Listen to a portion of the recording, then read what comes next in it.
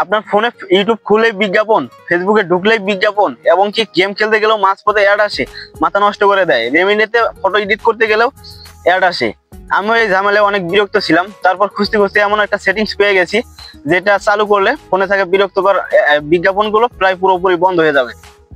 কিন্তু দেখানোর আগে ছোট্ট একটা অনুরোধ, ভিডিওটা বানাতে আমার অনেক সময় লেগেছে, তাই সবাই সাবস্ক্রাইব করে দেন, নিচে থাকা লাইক বাটনে ক্লিক করেন, আর পাশে থাকা বেল আইকনটি অন করে রাখেন, কারণ এমন দরকারি টিপস কিন্তু আপনি আর কোথাও পাবেন না।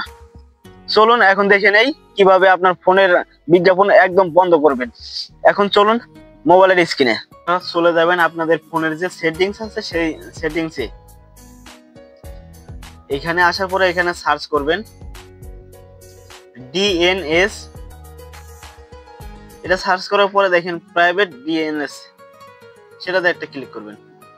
করার পরে একটু নিচে আসবেন, আসার পরে দেখেন প্রাইভেট ডিএনএস, সেটাতে একটা ক্লিক করে দিবেন।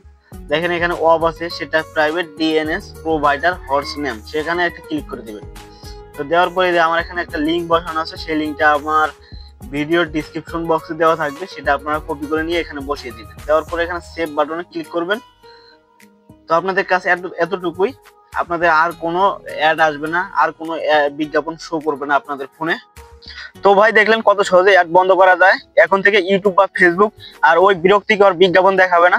ভিডিওটা ভালো লাগলে একটা লাইক দিবেন, কমেন্টে লিখে জানাবেন যে কাজ হয়েছে কিনা, আর অবশ্যই চ্যানেলটা সাবস্ক্রাইব করে রাখবেন, কারণ সামনে আরো অনেক দরকারি ভিডিও আসতেছে। তাহলে দেখা হবে পরের ভিডিওতে। ভালো থাকবেন, নিরাপদে থাকবেন।